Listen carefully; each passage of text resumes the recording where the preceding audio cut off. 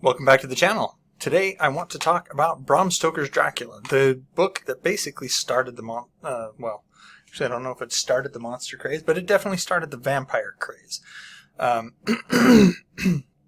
This book has been adapted over and over and over and over with varying degrees of success.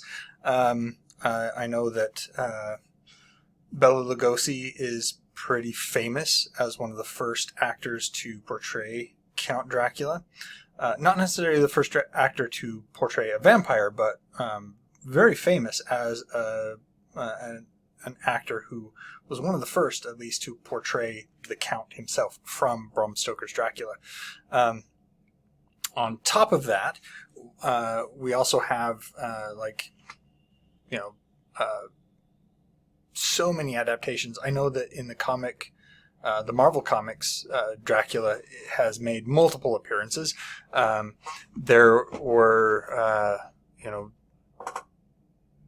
so many different renditions of Dracula. One of the most recent that I can recall is, I believe it was called I, Dracula, I want to say. I can look that up.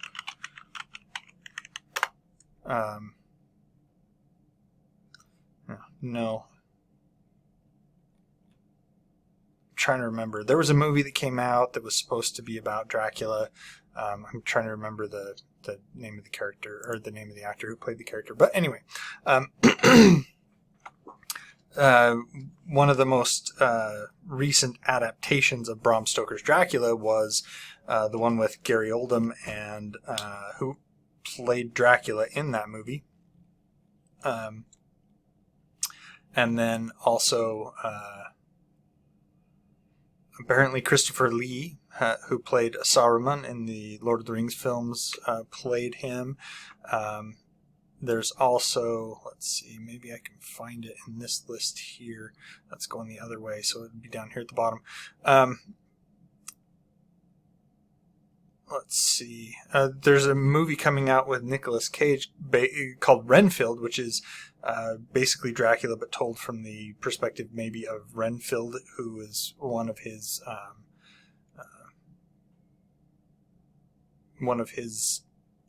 minions from the book. Trying to see if I can find it here. Nah, I'm not finding it. Anyway, so there's been a lot of adaptations of Dracula.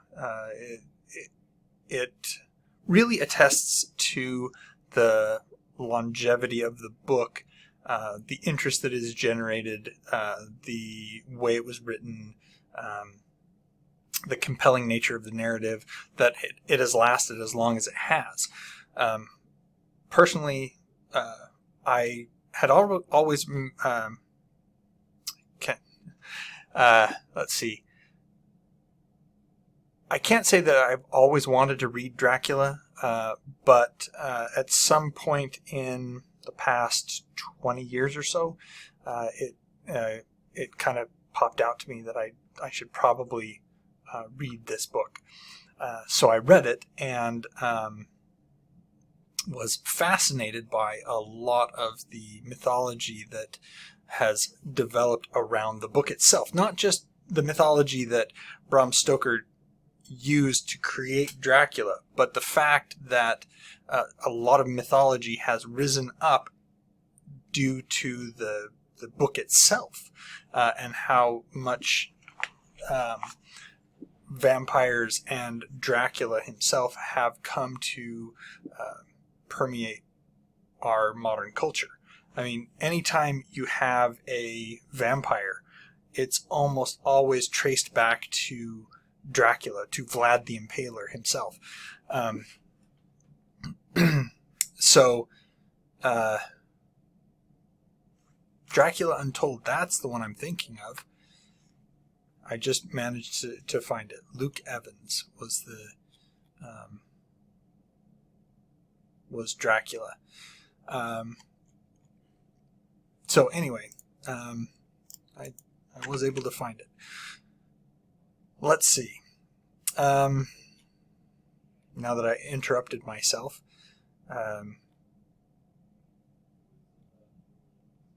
I need to get myself back on track. So let's talk about Bram Stoker's Dracula here. One of the things that I thought was interesting about Dracula, so the novel was published in 1897, and it's set in the late 19th century. And there are multiple protagonists who band together to destroy Dracula. And it is very interesting the way that Bram Stoker wrote Dracula. It's not while it has a continual narrative, there's not one voice that's told that carries the narration. So what you have instead are journal entries, letters, newspapers, and newspaper clippings, and other things that are compiled into this story structure. So the chapter that you're reading might have been, Mina Harker writing a letter to her husband Jonathan. It might be Van Helsing writing in his journal about the events that happened, all interspersed with these newspaper clippings of strange events that happened. For instance, Dracula incoming. So the novel starts with Jonathan Harker going to Count Dracula's castle in Transylvania.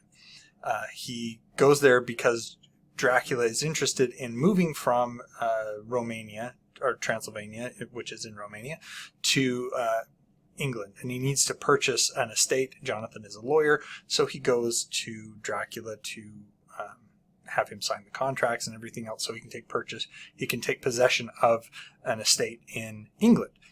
And so Jonathan, as I recall, it's Jonathan's impressions at this point in the narrative. So he talks about in his journal or in letters he's writing back to his fiancée Mina, that he is describing his situation, describing Dracula and all that other stuff. Dracula does end up leaving Transylvania and going to England, and in the process the boat he's on crashes. And this detail is conveyed in the form of a newspaper article that's talking about the boat crashing on onto the shores of England, and somebody reporting that a wolf-like creature jumped from the boat onto the shore. So there's these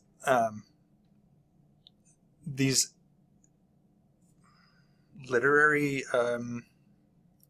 What's the word I'm looking for here?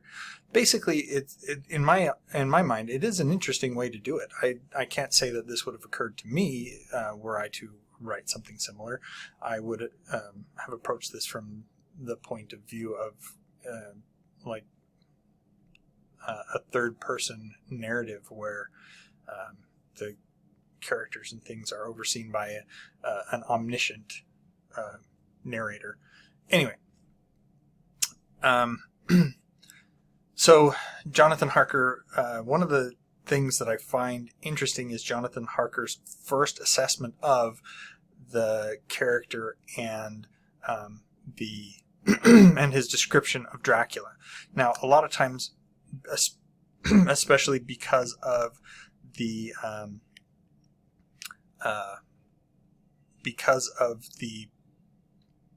media's portrayal of vampires, Dracula is portrayed as a very handsome individual. Tall, thin, commanding presence. Bela Lugosi,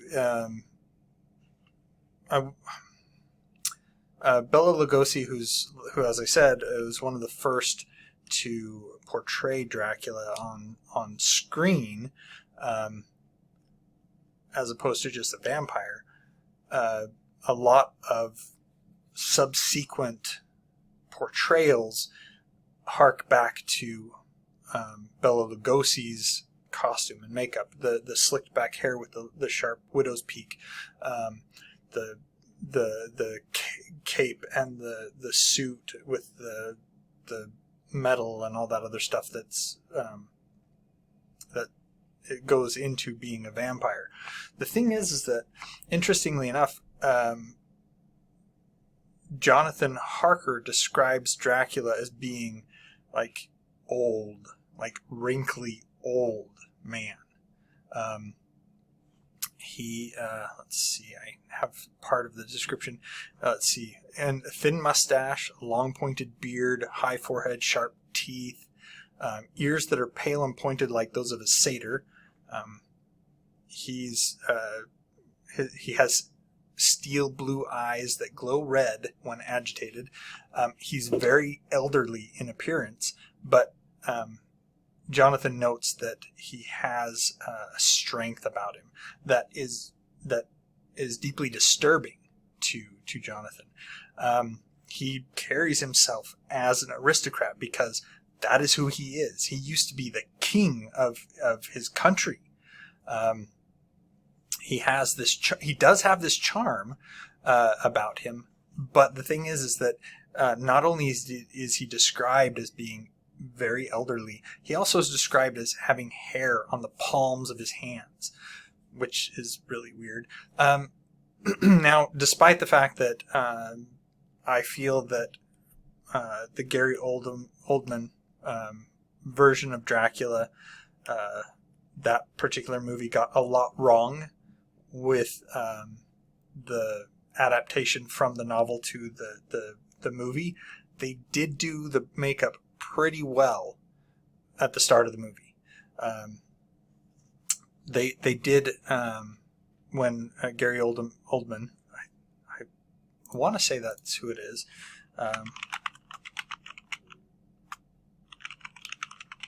With Keanu Reeves. I'm just going to check. Gary Oldman, yes, he plays Dracula. So they actually, right at the beginning, they did pretty good. Apparently, and they even put the hair on the palms of his hands. But what ends up happening later is once Dracula leaves for England, he undergoes a change in that he becomes younger looking. And that is what ends up captivating those in England about him. He does eventually fit into or does eventually establish the stereotype that Dracula is a handsome, powerful man. So one thing that I definitely want to make clear about Bram Stoker's version of Dracula. One, I definitely liked it. It's definitely a good read. The characters are interesting. The way that he creates the story with the various points of view and what's going on from each of their perspectives is quite interesting. But I think a lot of people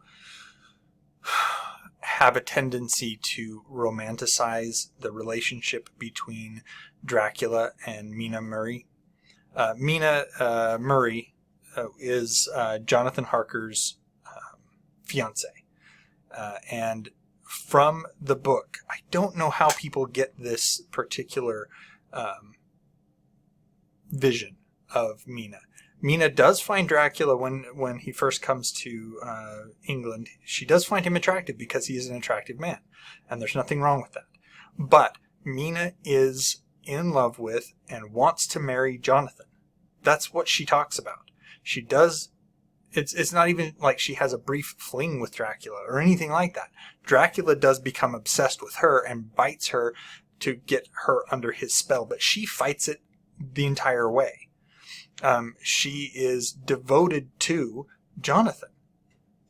And Dracula tries to subvert that and fails.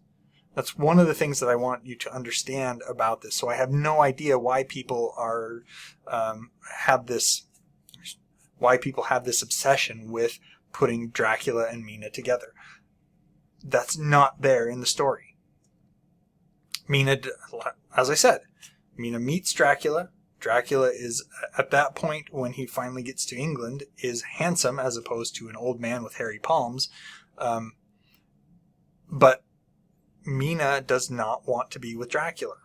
She wants to marry Jonathan and be with Jonathan. She says that over and over and over. The other thing is that Dracula in this is supernatural. He is a product of black magic and a devil in human form. He is not some misunderstood anti-hero. He's not someone who is, coming to England and he's hoping to be left alone to do things on his own. And it's really that he's just misunderstood and he should have just been left alone by Van Helsing and all this other stuff. No, it's that particular narrative is is garbage. Dracula is pure evil. He feeds a baby to his vampire brides. Right at the beginning of the book, he does this. So he's evil, and on top of that, his powers, he can shapeshift. The sun is lethal to him. Silver and all that other stuff. He is repulsed by garlic, and he is repulsed by religious objects. He is evil. He is not misunderstood. He's not the victim of some sort of virus. He is a product of magic and the supernatural, and that is where he gets his powers from. So, the thing is I don't mind things like what is it? The Underworld series, where the vampires and the werewolves have a different they have a different origin, where they are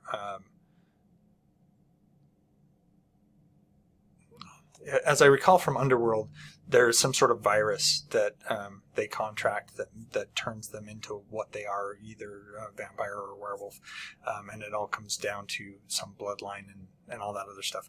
I don't mind that particular interpretation. What I mind is when people take Dracula and they twist it so that he is no longer supernatural in origin, that it's just some illness that he's got that is making him like this. It's like, no, that's garbage. Once again, I don't mind that vampires could arise from a different source, but what I do mind is when you go back to Dracula and say, that it's all because of biology that these people, that Dracula became a vampire. No, Dracula basically sold his soul for power, and he used magic to become what he is. That's because that's the way Bram Stoker wrote it. That's the way he wrote it to be. Let's, again, if you want to have your own take on vampires and how vampires came to be, fine, do it. But stick to the source when you're adapting Dracula. Don't twist it. Anyway, that's it for me today. As I said, I enjoyed Dracula, very much in favor of the book. Go read it. It's really good. And until next time, enjoy what you're reading. Before I leave, like, subscribe, click the notification bell, and if you liked Dracula or you didn't like it, hey, please comment down below. Let me know what you felt and what your take on this is. And later.